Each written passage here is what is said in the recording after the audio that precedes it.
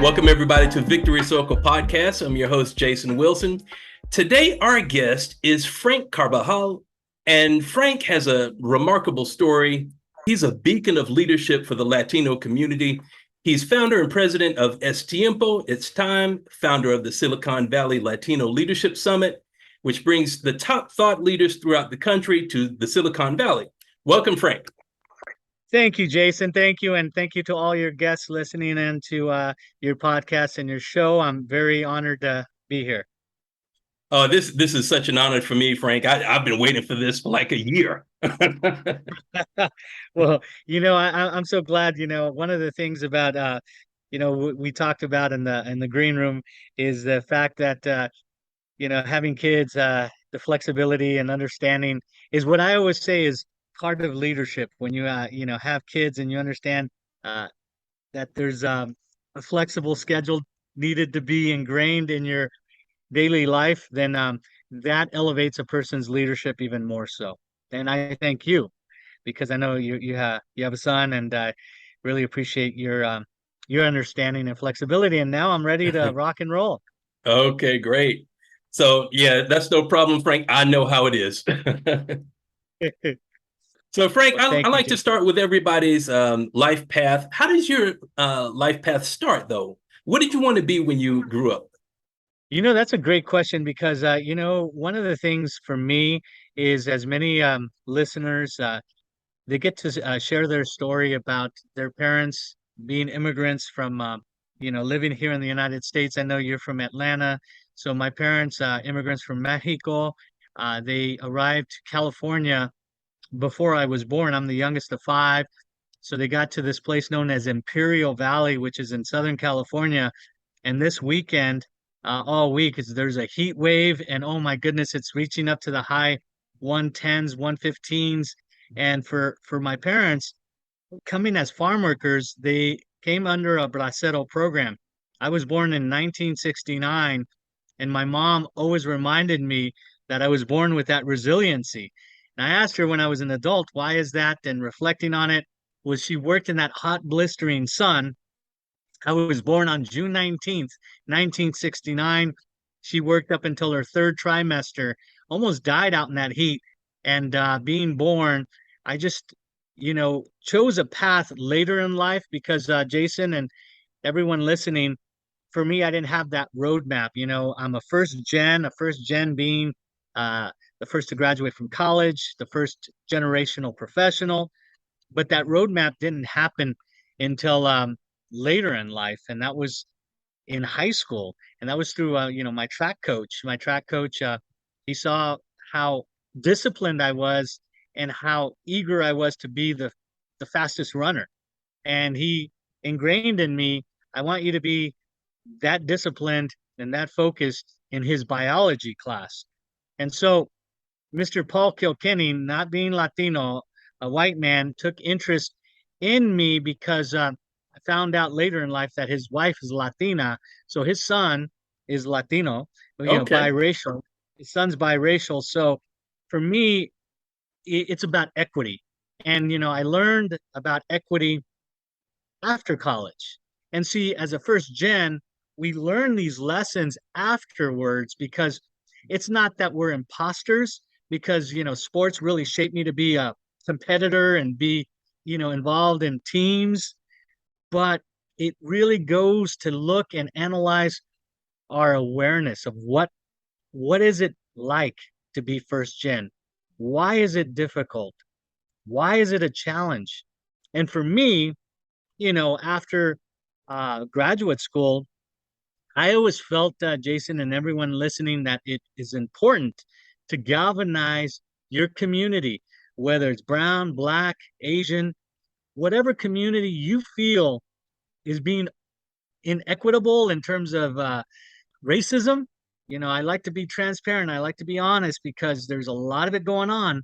Yeah. We really have to come together. And in the early 2000s, I had a great conversation with my dad, and I talked to him about this dream of wanting to put a book together, my first book. And my dad in Spanish says, "Pues mijo, ya es tiempo." And so Es Tiempo was really ignited and inspired by the wisdom of my dad. And so in 2001, I formed a sole proprietorship. In 2007, I formed an LLC because in 2008, my first book was published.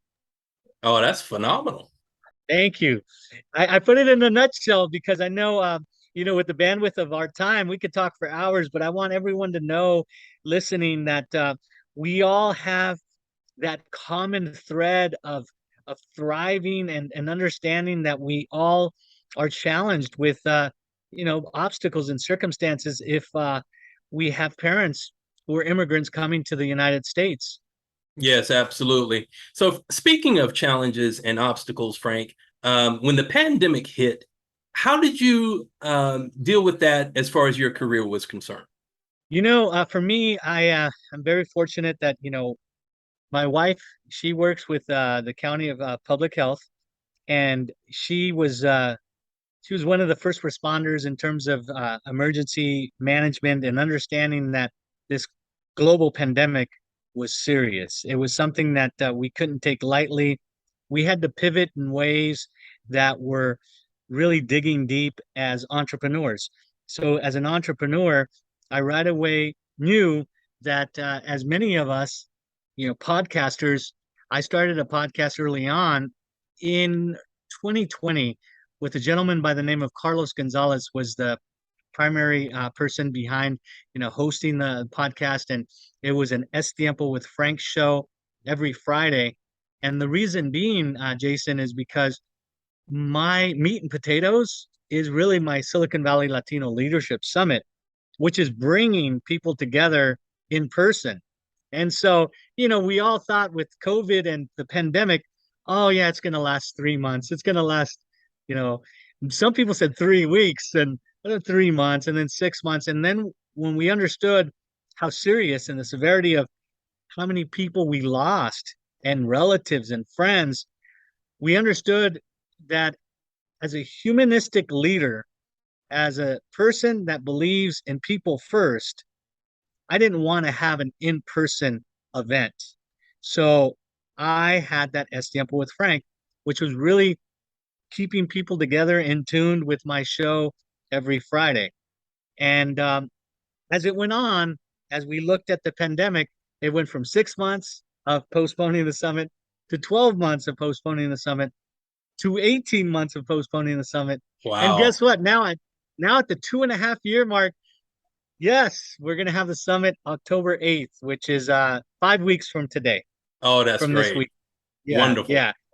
And so in terms of income and really working on my business, it was consulting and was working through webinars and really understanding that within us, in terms of pivot, there has to be action. It's not just stepping back and looking at the big picture of how could we really execute on a plan. It really is asking questions around you in your industry. For example, I always believe podcasters really need to come together and share resources, share, folks that they've interviewed and say, hey, I would like you to interview this person of interest for your next show because it really goes with the theme.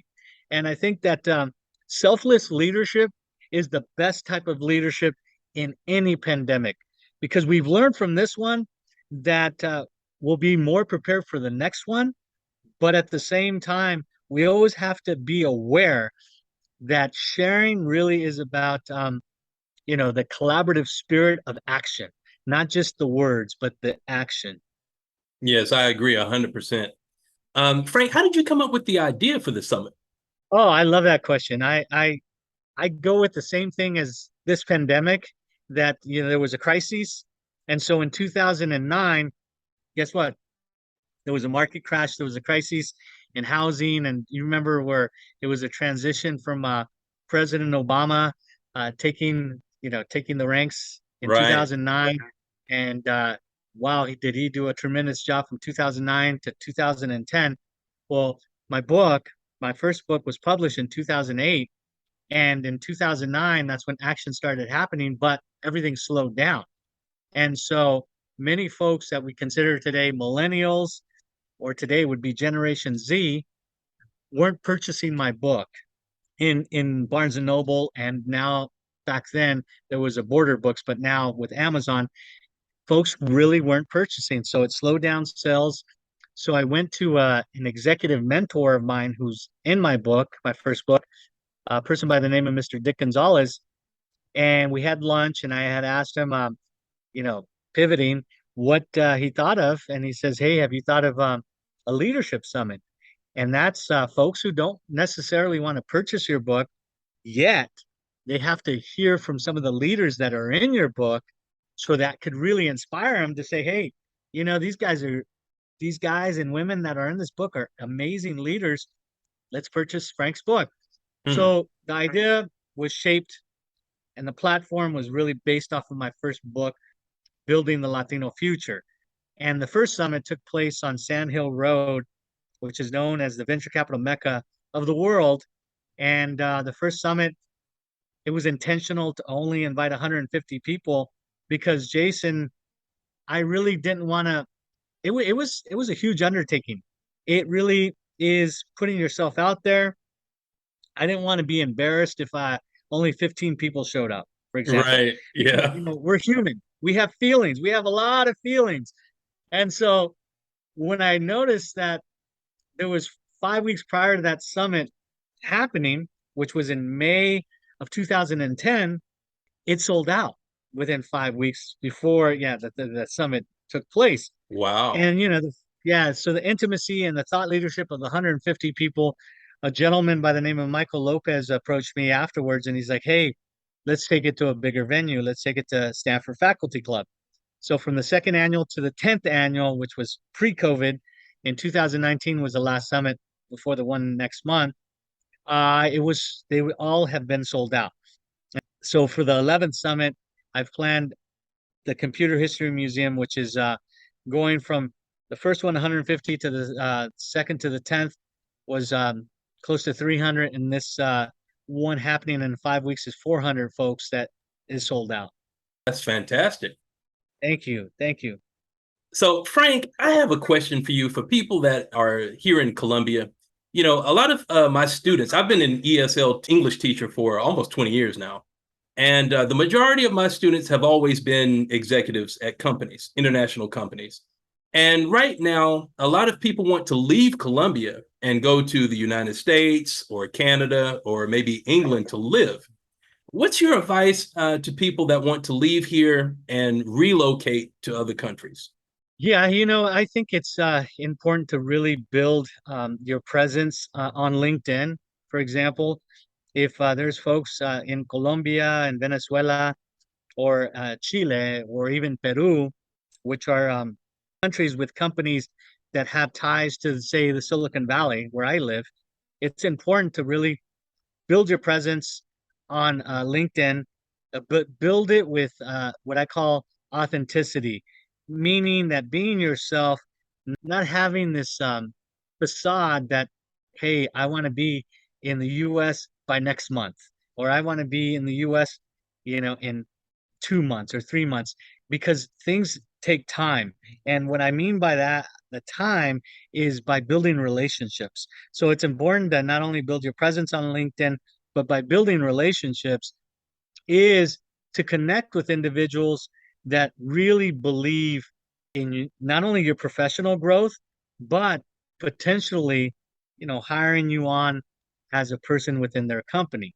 And one of the things that you had mentioned is teaching English as a second language.